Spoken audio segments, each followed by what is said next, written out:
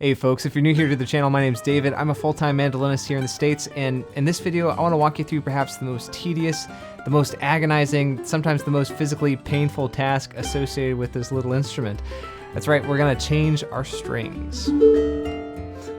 The very first time I tried changing these things, I had no idea what I was doing, and so many things went wrong. I ended up accidentally moving the bridge and messing up the intonation up and down the neck here. I wound the strings the wrong way around the tuner pegs, and to add injury to insult, I actually sliced open my finger pretty bad on one of the sharp ends of those strings over here. I think at the end of the day, I ended up taking the mandolin to a local music store and paying $50 to have an underqualified guitar player finish the job for me. No offense, guitar players. Maybe you can relate to some of that, but even though this is a bit of a terrifying endeavor at first, there are some simple steps that you can take to avoid all of these string changing headaches. And I think this is a task that all mandolin players should feel somewhat comfortable doing on their own without having to pay someone else to do this for them. So in this video, I'm just gonna walk you through my process. We'll start off by talking about how often and when to change your strings. Then we'll make sure that you have all the right tools necessary to do this task. And lastly, I'm just gonna change my strings with you. We'll counsel each other through this awful experience. So the first big question is, when should I change my strings? And I think there are at least 4 indicators here to watch out for. And indicator number 1 is the color of your strings. And I've had these strings on my mandolin for quite a while now, and you can see a lot of discoloration where the pick meets the strings near the end of the extension on the fretboard, as well as where my left hand frets the notes over here towards the nut. Basically, over time, these strings, they oxidize or they corrode or rust or a bunch of fancy chemistry things that I don't really know about. Whatever it is, it really affects the playability of the string. So if your strings start looking like this, that's a good sign. You probably want to change them. The second indicator is if your mandolin is starting to sound a little bit more metallic or tinny, or even if your strings just won't keep their tuning as well anymore. As your strings get older, they're gonna lose their elasticity, which means that they won't hold tension as well, which means that you're gonna have a lot of issues in the tone and the tuning departments. Number 3 is how your strings feel on your left hand in particular. You know, as your strings lose that elasticity, they're gonna feel more stiff, and it's gonna be harder to hold them down. New strings will always make the mandolin feel and play a lot easier. And fourthly, if one of your strings breaks, obviously you should replace it, but it's always better to replace all the strings at once when this happens, because chances are if one string goes, there's another one ready to kick the bucket as well. Plus, you're just gonna have more even tone when all the strings are the same age. And a lot of people ask me, how often should we be changing our strings to avoid string breakage or bad tone or whatever?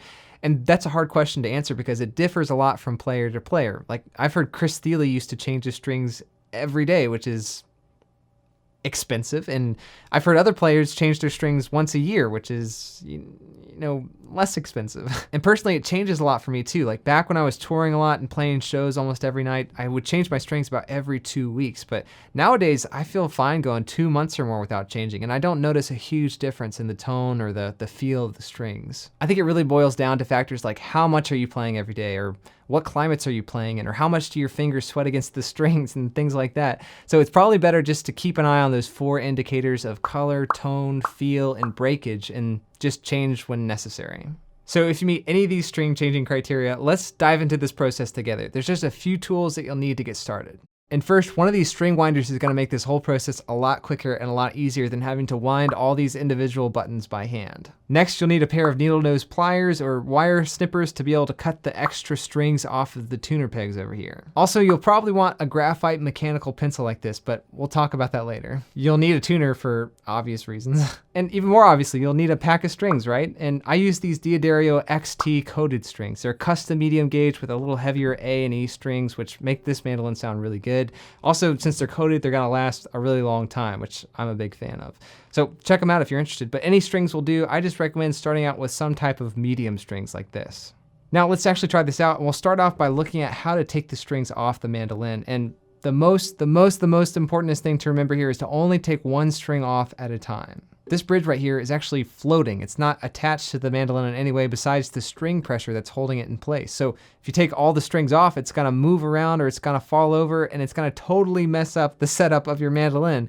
That's exactly what I did when I first tried this. Now, some people say it's okay to take 2 or even 4 strings off at a time, but the more strings you take off, the more chances there are of that bridge moving, which is such an infuriating thing to have to fix. So especially if your mandolin's already set up well, if that bridge is in the right place and all those notes sound in tune up and down the neck, I would only take one string off at a time. So with that in mind, let's grab your string winder and let's start loosening up the first G string, which is the lowest button on the left side of your headstock. I like to start with these bronze colored strings and then work my way around. So for these 4 tuner buttons on the left side of the headstock, I'll be winding clockwise to make the string go flat. And this differs from mandolin to mandolin, so it's always good to play the strings as you're winding it to make sure that you're moving the string in the right direction. So once the string is pretty loose like this, we'll need to now unhook it from the tailpiece end down here. And I've got one of these James tailpieces, which is pretty easy to pop open. But if you've got one of these older tin plate tailpieces, they're kind of a bear to get open. You really just have to apply a lot of pressure with your thumbs to the top and try to slide it down without ruining your fingers or scratching the mandolin. But eventually it does come off. And once you got that tailpiece open, you'll see there's a mess of metal hooks, right? This is where the loop end of the strings are anchored on the mandolin. So for now, we'll just detach our loose G string. So check out the other end of the G string now on the tuning post. And basically what I do to avoid any extra wiry bits lying around, I try to just unravel it around that peg. But if it's stuck or if it's tied in a knot, take your handy dandy wire clippers and cut it on this end so it's a lot easier to pull out the other side. Then just wind that string up and chuck it. And for a finishing touch here, grab that mechanical pencil and we're gonna rub some graphite in the empty slot of the nut here. This is supposed to be a little extra lubricant to stop any tension from being caught behind the nut. Honestly, I don't really know the scientific evidence behind this, but Sam Bush does this and who can really argue with Sam, right? Now let's put a new G string on to replace this one, and this is where things get a little bit tricky. So we'll open up our pack of strings here and we'll make sure that we pick the correct set of strings to replace this one with.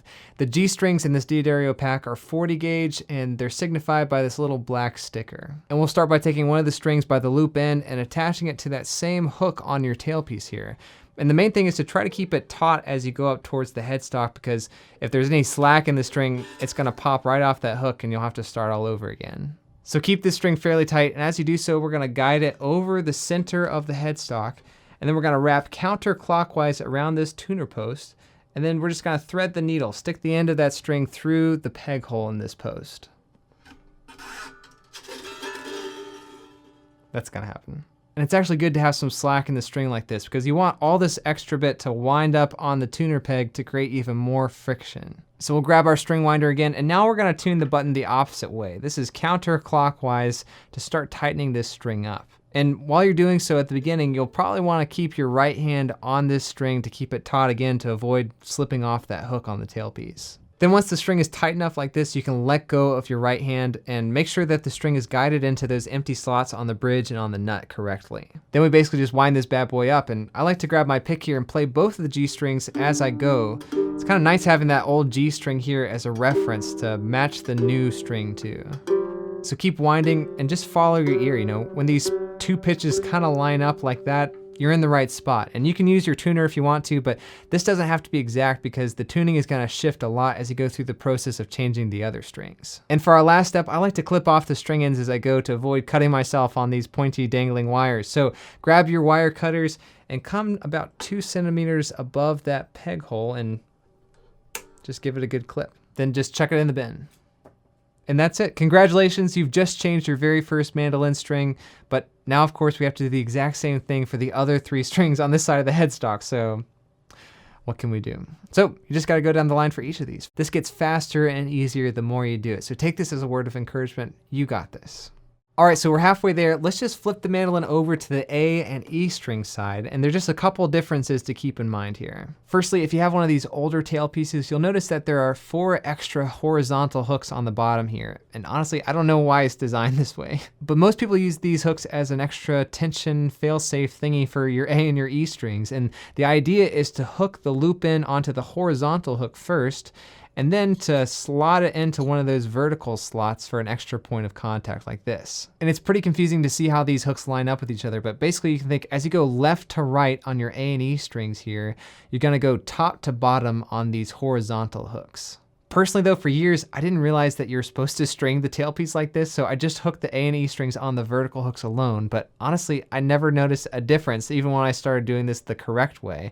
The James tailpiece has a similar vertical design without any issues, But let me know in the comments below if you have any idea about why this tailpiece was designed this way. I'm very curious. All right, the next difference is that all these tuner posts for the A and the E strings are on the right side of the headstock. So when we're winding the strings, we're now gonna go the opposite direction. In other words, we're gonna still come up the center of the headstock, but now we're gonna wrap clockwise around each tuner post instead of counterclockwise like we did for the G and the D strings. Also, since things are flipped to this side of the mandolin, it can be a little bit confusing with the tuner button directions. But if you're facing the mandolin like this with your right hand closest to the tuner buttons, you should still be tuning it clockwise to loosen and counterclockwise to tighten. But again, all mandolins are a little bit different, so be sure to play the string as you're winding it to make sure you're going in the right direction. And the last difference here is that the A and the E strings are actually a different build than these thicker G and D strings. So for this G string here, you'll notice that this bronze ribbing creates a lot of extra friction, which means that it's gonna be harder for these strings to slip when you're tuning up. But since these A and E strings are thinner and they're flat, I like to take one extra step with these 4 strings to make sure that they don't go out of tune too easily. So when putting on one of these strings, we're still gonna come over the center of the headstock and wrap clockwise around that tuner post and then thread the needle through the peg hole. But an extra step here is now I'm gonna take that excess string and bend it to the left. And I'm gonna keep going to wrap it back around the post and hook the end down and over the string, back where the string entered the peg hole. And now I'm gonna bend it at a sharp angle so that it stays in place. This is a pretty tricky maneuver, right? So take your time as you're doing this and go on to do this across all the E and the A strings. And once you have this in place, it should really act as a string lock, or almost like you're tying a knot so that the string never moves on you when you're tuning up. But otherwise, the A and the E strings are pretty much the same as the G and the D, right? So you totally got this. You're so close to finishing up this unpleasant experience, right? All right, so you're all strung up now, but there's one problem, right?